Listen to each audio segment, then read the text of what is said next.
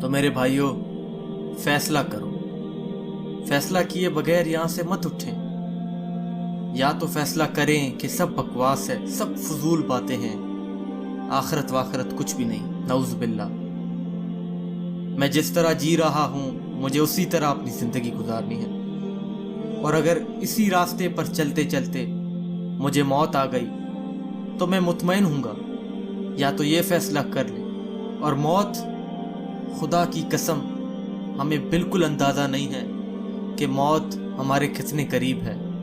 موت سے کوئی شخص بھاگ سکتا ہے؟ میں آپ سے پوچھتا ہوں، آپ میں سے کتنے لوگ ہیں کہ جو یہ گارنٹی دے سکیں کہ میں کل بھی زندہ ہوں گا، آج میں زندہ ہوں، میں کل بھی زندہ ہوں گا؟ کتنے لوگ ہیں جو یہ گارنٹی دے سکیں کہ میں ابھی زندہ ہوں اور ابھی سے چند گھنٹے بعد بھی میں زندہ ہی ہوں گا؟ میرے بھائیوں، ہمیں تو یہ بھی نہیں پتا ہوتا کہ ہم باہر جا رہے ہیں اور واپس آئیں گے کہ نہیں، اور ہمیں نہ یہ پتا ہوتا ہے کہ ہم گھر میں داخل ہو رہے ہیں اور یہاں سے ہم اپنے پیروں پہ نکلیں گے یا ہماری میت نکلے گی، ہمیں تو یہ تک نہیں پتا ہوتا۔ علماء کہتے ہیں کہ انسان اندھوں کی طرح سو رہا ہے، اور جب موت آئے گی تو وہ جاگ جائے گا، پھر اسے پتا چلے گا کہ میں نے اپنے ساتھ کتنا ظلم کیا ہے۔ میرے بھائیوں، موت ہمارے ساتھ ہمارے سائے کی طرح چل رہی ہے، بس اوپر سے حکم آنے کی دیر ہے۔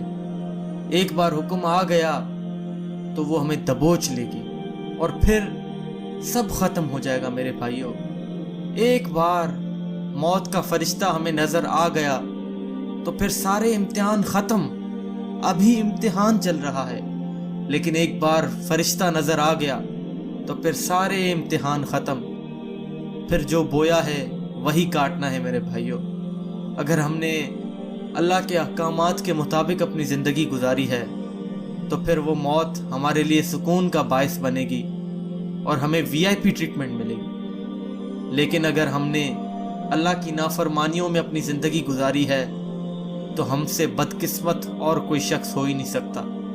پھر ہم بری طرح مارے جائیں گے۔ میرے بھائیوں، پھر ہمیں جو تکلیفیں برداشت کرنی ہوں گی وہ ہم میں سے کوئی اندازہ نہیں لگا سکتا۔ میرے بھائیوں، موت ایک حقیقت ہے۔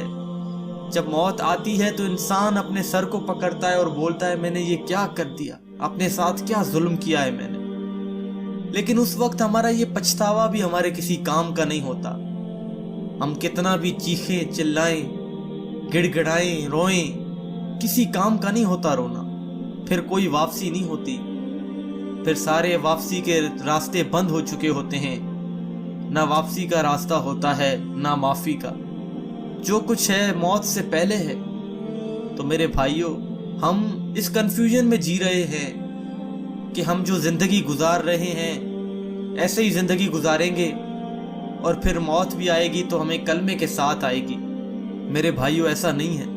ہمارے نبی صلی اللہ علیہ وسلم کی حدیث ہے کہ انسان جیسے اپنی زندگی گزارتا ہے اس کا خاتمہ بھی ویسے ہی ہوگا۔ اگر آپ نے زندگی دین کے مطابق گزاری ہے تو آپ کا خاتمہ بھی اسی طرح ہوگا، دین کے اوپر ہوگا۔ اور آگے یہ حدیث ایسے ہے کہ جس جگہ پر، جس بات پر انسان کا خاتمہ ہوگا وہ اسی عمل پر، اسی بات پر قیامت کے دن اٹھایا جائے گا۔ تو میرے بھائیوں، یہ ایسا نہیں ہے کہ ہم جیسے چاہیں زندگی گزار لیں اور ہماری موت کلمے کے اوپر ہو جائے، ایمان کے اوپر ہو جائے۔ یہ ایسا نہیں ہے میرے بھائیوں۔ ہمیں اپنی زندگی ویسے گزارنی ہے کہ ہمارا اختتام اچھا ہو، اور ہمارا اختتام اچھا ہو گیا تو ہماری آخرت بھی اچھی ہوگی، پھر موت ہمارے لیے سکون کا باعث بنے گی۔ لیکن میرے بھائیوں، اگر ہم نے زندگی نافرمانیوں میں گزاری، اگر ہم نے اپنے دین کو پہلی ترجیح نہیں بنائی تو میرے بھائیوں پھر ہم سے بڑا بدقسمت کوئی نہیں ہے۔ پھر موت ہمارے لیے سوائے پچھتاوے کے کچھ بھی نہیں ہوگی، اور وہ پچھتاوا بھی کسی کام کا نہیں ہوگا۔ تو میرے بھائیوں، ہمیں یہ فیصلہ کرنا ہے، فیصلہ کر کے اٹھنا ہے کہ آج کے بعد ہماری زندگی میں ہماری کیا ترجیح ہے۔ میں آپ سے پوچھتا ہوں، آپ کے کتنے ایسے رشتہ دار گزرے ہوں گے کہ جن کا آپ سوچ بھی نہیں سکتے تھے کہ وہ اتنی جلدی دنیا سے جا سکتے ہیں۔ آپ قبرستان جا کے دیکھیں، پتہ نہیں کتنے ایسے لوگ آپ کے جیسے اور میرے جیسے بیٹھے ہیں کہ جو روز یہ بولتے تھے کہ میں کل سے نماز سٹارٹ کر لوں گا، کل سے میں اپنے آپ کو دیندار بناؤں گا، لیکن میرے بھائیوں وہ کل کبھی بھی نہیں آتا۔ ہمیں یہ فیصلہ کرنا ہے کہ ہمیں ابھی اور اسی وقت ہمیں یہ فیصلہ کرنا ہے کہ ہماری ترجیحات کیا ہیں، اور ہم اپنی آخرت کو اپنے لیے اہم سمجھتے ہیں یا اس دنیا کو۔ تو میرے بھائیوں فیصلہ کر کے اٹھیں، فیصلہ کریں کہ میرے لیے کیا اہم ہے، اور پھر اپنی زندگی کو